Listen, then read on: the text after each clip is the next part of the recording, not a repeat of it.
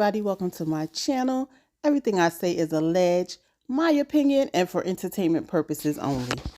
Latocha Scott done got up on the Instagram live to let everybody know that she apologizes to Candy for not hearing her, Tiny, and her sister for not hearing her.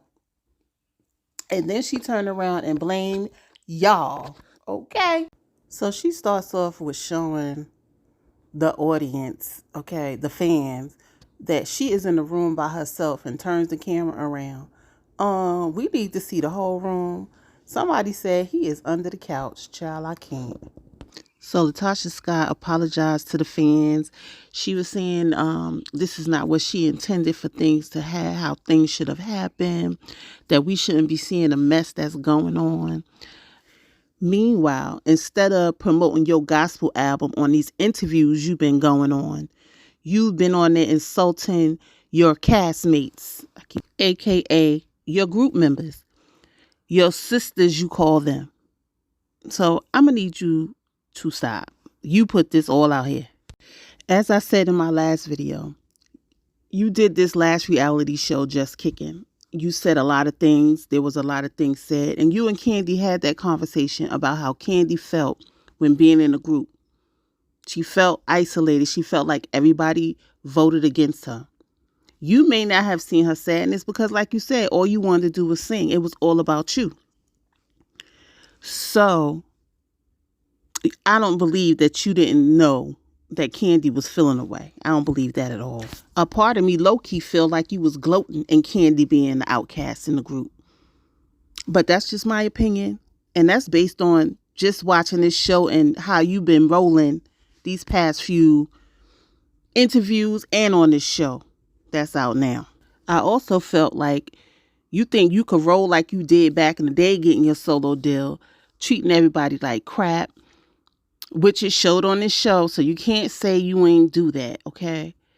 And get away with it. But we living in different times. You can't come on a show and think you ain't going to be looked at and asked questions and ridiculed for how you move and how your actions speak louder than words. Your word is all you got in life. Your word and your credit.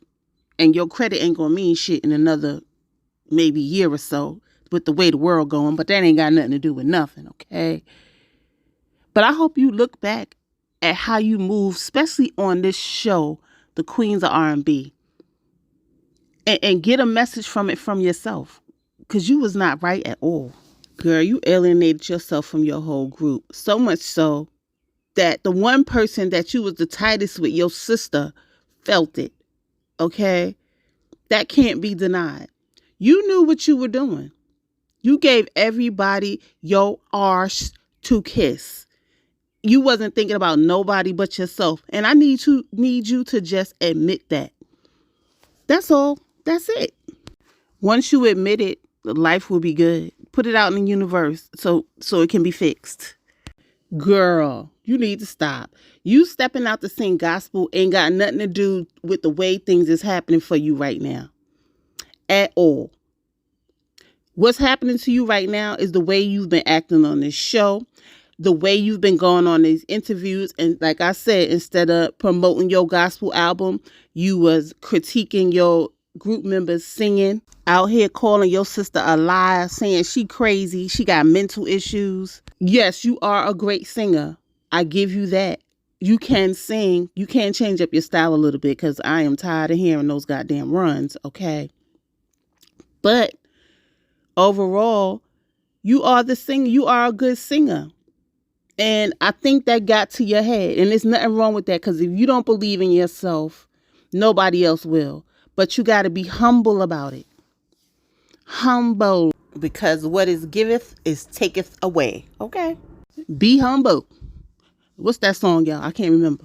Now, her apology to her sister Tamika, she done went around the mulberry bush, came down the block, went around the corner, made a U-turn before she even apologized to her sister. And in that apology, she was saying things like, you got receipts, I got receipts too. For me, it should have just been a straight up apology. If y'all want to hear that apology, somebody on these YouTube streets got the whole doggone Instagram live. I'm not playing her Instagram live. I'm only going to put out what stuck out for me. Listen, your mother got up on this national TV and showed her favoritism between the daughters. She done said your sister was jealous of you. She mouthed that to you and you smiled at it, okay? She said your sister need counseling. Something's wrong with her.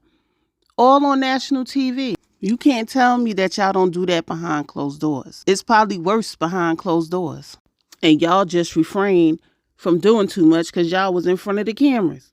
And that's just in my opinion. But I know what I saw. And that's the part of this that kind of annoys me. Because y'all playing in our face. Y'all act like we ain't seeing what we seeing. And it's annoying. Y'all get on these reality shows and then want to blame the people for seeing what they see and commenting on what they see. That ain't some gaslighting for your ass, okay? Here we go again with her blaming the TV and the editing. It ain't what it seems. So your resting bitch face and your attitude wasn't what it seemed?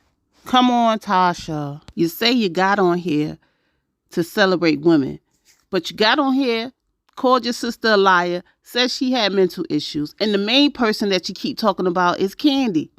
You keep trying to make her look like she did something to destroy your life. Like, I'm not understanding if you got on here to celebrate women. And then the way you treated your group on this show.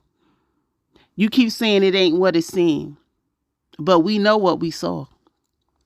Even if a snippet of it ain't what we seen, we know what we saw. Who's the somebody that's trying to paint a narrative? That's what we need to know. Because you good at pointing your fingers at everybody else. Who is to blame for making up this narrative? Please explain. The same communication that you refuse to give to your group while on this show that you claim that we ain't see what we saw. That communication? Okay. This part of your live is some straight up BS. Now, she brought her sister up. Never apologized. She apologized to her mother.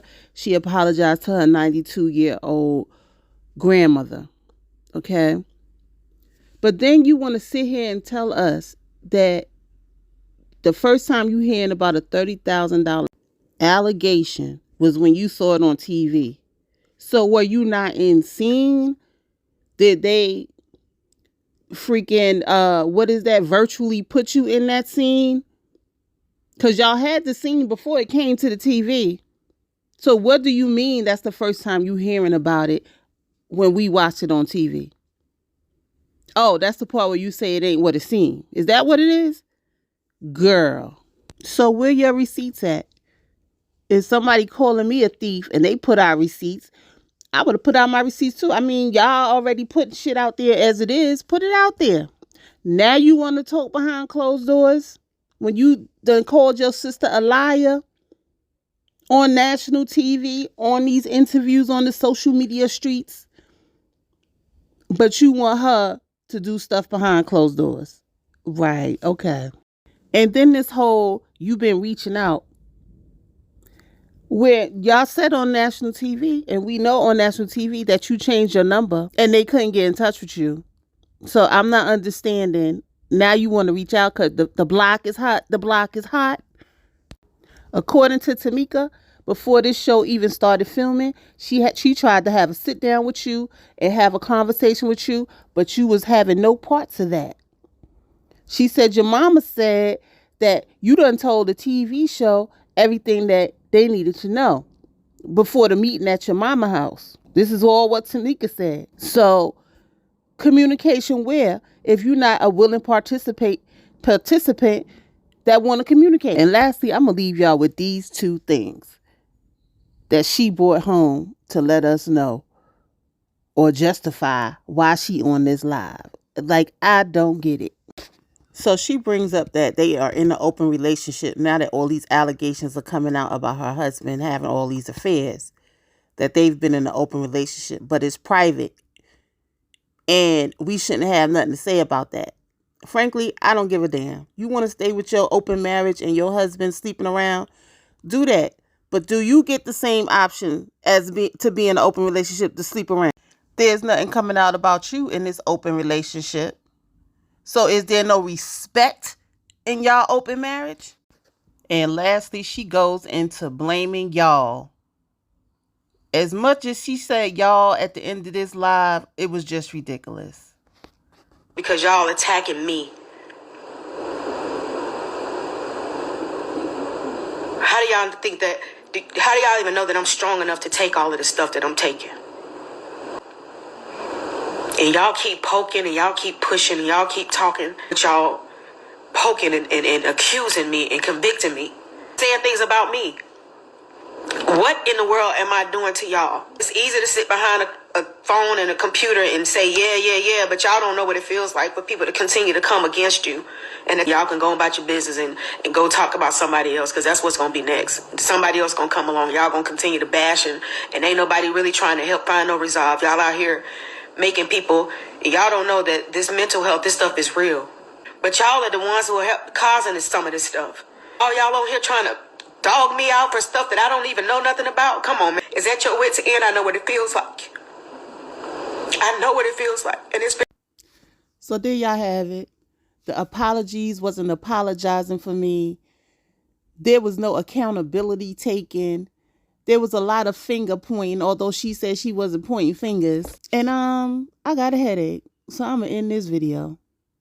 Like, comment, and subscribe. Hit that notification bell so that you know when my next video comes out. And I will see you guys in the next video. Peace.